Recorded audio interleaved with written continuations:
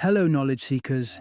In this episode of 20-Minute Books, we delve into the transformative pages of The Book You Wish Your Parents Had Read and Your Children Will Be Glad That You Did, by renowned British psychotherapist and author Philippa Perry. With a career dedicated to exploring the depths of human relationships and mental well-being, Perry guides readers through the intricate landscape of modern parenting.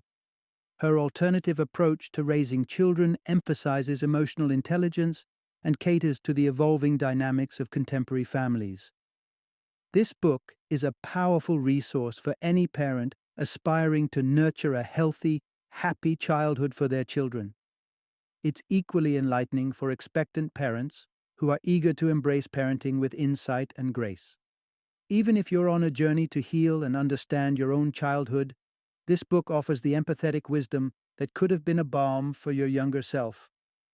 Perry, with her rich background in psychotherapy, including impactful works like Couch Fiction, A Graphic Tale of Psychotherapy, and How to Stay Sane, equips readers with the tools to build strong, resilient family bonds. If you're ready to transform your approach to parenting and wish to foster an environment where emotional development is paramount, then this revealing book might just be the guide you've been searching for. Join us as we summarize the core principles that can help shape a generation of well-rounded, emotionally intelligent individuals.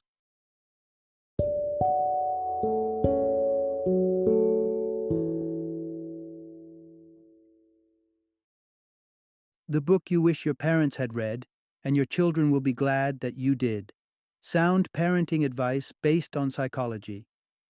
Introduction: Unpacking Parenting Myths for Healthier Family Dynamics.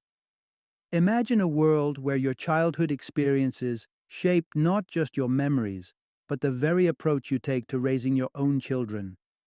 Every frustration, every moment of dismissiveness that you faced as a child serves as a lesson in the school of parenting, a guide to do better. That's the essence of Philippa Perry's touching and insightful exploration in The Book You Wish Your Parents Had Read, and Your Children Will Be Glad That You Did. In this narrative, we delve deep into the heart of family life, unearthing the psychological undercurrents that define the relationships within. Perry doesn't offer quick fixes or the latest trends in child rearing. Instead, she pulls back the curtain on how emotional intelligence can cultivate a loving and nurturing environment for both you and your children. It's a call to parents to examine their actions and the lasting impact they have on the family tapestry. Throughout our journey, we will unravel some of the long-held beliefs and uncover truths such as the resilience of children raised by single parents, the positive signs of a baby who seeks your constant touch, and the profound insights your own upbringing can impart on your parenting style. Buckle up as we transform paradigms and embark on a path toward more harmonious and understanding family relations. Part 1. Reflect on your childhood to enhance your parenting approach. Parenting, often imagined as an art form bestowed upon us the moment our children arrive, can sometimes feel like a high-stakes role we've been cast in without so much as a dress rehearsal. But buried within each of us lies a deep-seated knowledge of parenting, one encoded in our memories, seen through the eyes of our younger selves. For better or worse, our childhood is our first classroom in the lifelong course of family relationships. To become the parents we aspire to be, we must hold up a mirror to our own reflections, understanding that we are the most vital characters in the stories our children will one day tell.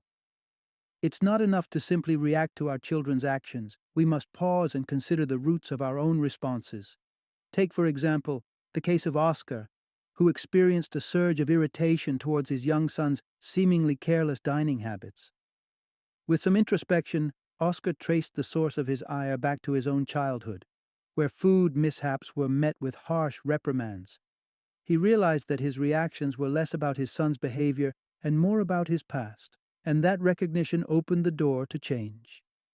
To break the cycle of emotional responses that may hinder our parenting, it's crucial to confront the memories lingering from our formative years, the good and the bad. Reflecting on how these experiences made us feel then and how we perceive them now can be a transformative exercise in empathetic parenting. The flare up of negative emotions, such as anger or frustration, can actually serve as a beacon, signaling deeper issues tied to our own past disappointments, jealousies, or hurts. By using these emotional flare ups as cues to explore our childhood experiences, we can transition from knee jerk reactions to responses that are reflective and nurturing. By acknowledging and understanding our emotional history, we're not only improving our parenting, but also rewriting our narratives, giving ourselves permission to parent from a place of sensitivity and wisdom. This process isn't about assigning blame, it's about moving forward with the kind of conscious love and patience that will define our children's upbringing and ultimately their perception of us as their parents. Part 2. Create a nurturing space for your child's growth. Consider the analogy of nurturing a young sapling. Just like a tree, a child's full potential is hinged upon the right conditions: a sturdy space to put down roots, consistent care, and the kind of environment that fosters growth. A lack of this nurturing environment doesn't stop a child from growing, it simply stunts the breadth of their potential. We often hold a preconceived notion that a traditional family unit is necessary to create the optimal conditions for a child's development. However, evidence does not discriminate between children raised by single parents versus those from nuclear families. The key to your child's flourishing isn't found in the family structure. It lies in the health of the relationships that populate their world. A robust family environment, one that offers deep, meaningful, and supportive relationships, transcends the boundaries of family configurations.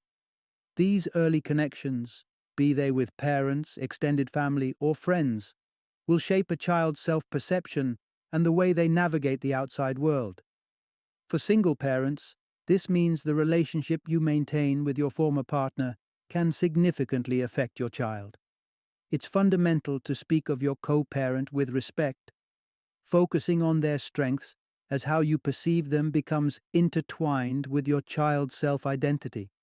Remember, a child often sees their parents as two halves of a whole, and disparaging one parent can inadvertently send negative messages about a part of themselves.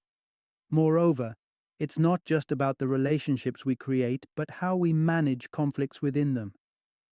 The residue of unresolved arguments can leave a lasting impression, and in the worst cases, make children wrongfully assume they are the cause. We must strive for arguments that aim for resolution, not for victory. This involves expressing ourselves clearly, validating each other's feelings, and tackling one disagreement at a time, rather than resorting to toxic disputes. Creating an optimal environment for your child means fostering a secure base for them to branch out from. It's about building a circle of close, trusting relationships and dealing with disagreements constructively. When children are surrounded by love and stability, the family structure becomes just a backdrop to their thriving personal growth. Part 3. Embracing your child's emotions leads to healthier outcomes. It's a scenario replete with eye rolls and sighs, the sheer force of a child's meltdown over what appears to us to be minutiae, like the tragic denial of post-dinner ice cream. In these moments, our parental instinct might be to squash the outburst, to rationalize away the emotion. Yet, such attempts to invalidate their feelings can have unintended, lasting consequences. We all, children and adults alike, have an innate need to be heard, to feel that our emotions matter. When we dismiss our children's upsetting experiences as insignificant, we inadvertently teach them to bury those emotions. This, as we can imagine, is the groundwork for unhealthy emotional management later in life. Consider the scenario of a child recoiling from a visit to grandma's due to the dread of her icky vegetable soup. A curt "eat and be grateful" might halt the complaining, but it also sends a message that her discomfort doesn't warrant consideration. Fast forward, and this same child encounters an unpleasant situation that provokes that same icky feeling, such as inappropriate behavior from an adult. To her, the emotional signal is the same. But now she has learned, through us, that such feelings may not be worthy of attention. Fortunately, we can take a more supportive path by acknowledging our children's emotions, validating their feelings without necessarily bowing to their will. It's not about succumbing to whims, it's about communication, expressing our understanding of their turmoil. Take the story of Dave and his daughter Nova, for example. Nova's routine was sacred to her, and deviations from it brought on her fiercest tantrums. In her world, right and wrong often meant familiar and unfamiliar. When Dave's typical responses failed to calm Nova, he shifted his approach. He looked into her tear-filled eyes and recognized her frustration verbally, promising next time would be different. This simple gesture, validating her feelings rather than denying them, worked wonders. And remember, validation doesn't mean spoiling or indulging. It signifies respect for their emotional experiences, giving them space to feel, and then guiding them gently to a resolution. By acknowledging their emotions and offering empathy, we not only help defuse the immediate crisis, but also model how to handle feelings constructively, a skill they'll carry with them throughout their lives. Part 4. Cultivating secure attachments in infancy for long-term well-being. Upon entering this vast, bewildering world, a newborn's needs go beyond the physical realm of food, warmth, and shelter. The world they encounter is novel and overwhelming, and they look to us, their caregivers, as beacons of stability and safety against the chaos of their new environment. It is through this lens that the concept of attachment takes center stage in the lives of our youngest humans. The hardwiring for attachment in infants is strong, a biological imperative that ensures survival. Babies are drawn to forge deep connections with those who respond to their cries for nourishment, comfort, and closeness. The development of what is known as a secure attachment style hinges on this responsiveness. It becomes the foundation upon which a child builds their worldview, trust in others, and social interactions. Meeting your baby's material and emotional needs consistently doesn't spoil them but rather sets the stage for optimistic and sociable traits. This nurturing approach in the early months even explains the clinginess that babies often exhibit as they approach their first year, a sign not of overindulgence, but of successful attachment. It's the child's way of saying, "I trust you. You are my safe haven." This clinginess, while perhaps exhausting for the primary caregiver, signals a critical transition point leading up to an important cognitive milestone: object permanence. This is when a child understands that things and people that disappear from their sight still exist. Recognizing this permanence reassures the child that separations are temporary, which gradually eases the anxiety of these moments. As our children evolve from infants to toddlers, our roles as their emotional anchors don't diminish. Growth necessitates change, and so too must our approach in supporting our children's mental and emotional development. The seeds of confidence and trust we plant in the early days continue to need nurturing, and as parents, we are tasked with providing the sustenance for this growth. In the chapters ahead, we'll explore how our roles must adapt to support our children as they navigate the complexities of their expanding worlds. Part 5. Paving the way for your child's mental well-being. In today's world, we're finally acknowledging the vital role mental health plays in our lives, and this awareness is doubly significant when it comes to our children. Their psychological landscapes are fertile ground, impressionable and delicate, and the patterns we help establish can reverberate throughout their lifetimes. One of the most empowering gifts we can give our children is the gift of presence, particularly through engaged observation. Listening to our children is more than waiting for our turn to speak. It's about truly perceiving their emotions, their unspoken feelings, and the messages they convey beyond words. This level of attentiveness nurtures not just a solid bond, but also a space where your child feels genuinely understood.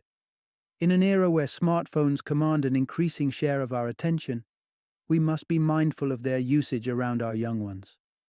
Phone addiction not only robs us of precious moments with our children, but can also spark a sense of exclusion in them. They, in turn, are at risk of modeling this behavior, carrying the cycle of distraction into their own lives. But it's not just about curbing screen time, it's about intentional engagement with our children. Feeling unseen or unheard prompts children to act out, in a bid for the recognition they crave. By offering them our attentive connection, we preempt these calls for attention, creating an environment where disruptive behavior is less of a necessity because their emotional needs are being met proactively. And let's not forget the profound significance of play. It's easy to dismiss it as mere child's amusement, but play is a crucial teaching ground. It is through imaginative games, like tea parties with stuffed friends or building complex fortresses, that children experiment with narratives and roles, developing their cognitive abilities and creativity. These moments of play are not just whimsical diversions, but rather essential exercises in exploration and problem solving. By actively encouraging and participating in them, we can stoke the flames of curiosity and learning. Together, these actions amount to investing in our children's mental health through listening attentively, balancing technology use, responding with sensitivity, and valuing play. We lay the foundations for a future adult who is not only psychologically resilient, but also deeply engaged with the vibrant world around them. Part 6.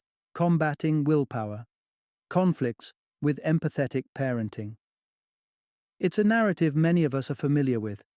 The idea of raising children as a constant tug of war, a game of endurance where willpower dictates the rules. This perspective frames every child's outburst and every issue as a challenge to parental authority, with the expectation that parents must emerge victorious to maintain order. However, Philippa offers a refreshing alternative that moves away from power struggles. Consider Perry's own experience with her daughter, Flo. A seemingly simple request to walk rather than be stroller-bound turned into a potential conflict when Flo stopped for a rest. At first, frustration bubbled up. Why wouldn't she move? But rather than focus on the delay, Perry reflected on Flo's tired legs and her curiosity with the smaller wonders of life, like ants on a sidewalk. This wasn't insolence or stubbornness. It was a child engaging with her world in the most natural way she knew. This mindset shifts away from looking at parent-child interactions as battles to be won. Instead, it hinges on understanding the deeper experiences underpinning our children's actions. But beyond patience, it also revolves around fostering key social and emotional skills within ourselves. After all, children learn most from the behaviors we model. Tolerating frustration is one such skill. Life with children will test our patience, but how we respond under that pressure sets the tone for how our children will manage their own frustrations. Flexibility, or the ability to adapt to the unexpected, is another crucial skill, especially when it means setting aside our own preferences for the well-being of our little ones.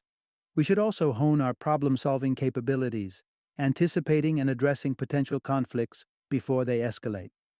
Sometimes, being proactive can be as simple as allowing our children the time they need, as with Flo's need for a break. The final and perhaps most important skill is empathy.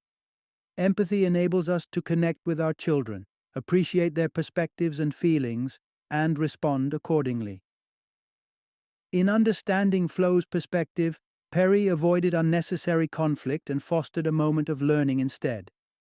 By prioritizing these skills, frustration tolerance, flexibility, problem-solving, and empathy, we create a family dynamic that is more about mutual understanding and less about confrontation. And it is within this nurturing environment that children can grow into well-adjusted adults, equipped not only with respect for others' needs, but also a sense of being valued themselves. This empathetic approach to parenting positions us not as opposing forces in our children's lives, but as their allies and most influential teachers. Final summary. When it comes to parenting, it can be all too easy to see ourselves locked in a struggle of willpower with our little ones. However, This view misses the essential nature of parenting as a relational journey, one that, when nurtured mindfully, evolves into a deep, enriching bond. Much of the clashes we encounter with our children can be traced back to the echoes of our own childhood experiences, often setting the stage unconsciously for how we parent. Reflecting on the past is key. By understanding our own upbringing and confronting the emotions it surfaces, we can prevent ourselves from repeating the patterns we were once subject to. Our focus should not be on exerting control over our children's actions, but rather on introspection and self-regulation as parents. This implies a strategic shift from controlling to understanding, from suppressing to supporting. Parenting isn't about domination, it's about molding ourselves into the role models our children inherently seek. By managing our reactions, validating our children's feelings, fostering secure attachments in infancy, and embracing the crucial social skills of tolerance, flexibility, problem solving, and empathy, we create an atmosphere in which children can thrive, not just as extensions of us, but as independent, confident individuals. In closing, parenting is a delicate dance of give and take, where the steps we choose profoundly influence not only the immediate harmony of our families, but also the future well-being of our children. This reciprocal process is most effective when we approach it with a heart tuned to the past and eyes open to the endless possibilities of a future built on understanding and love.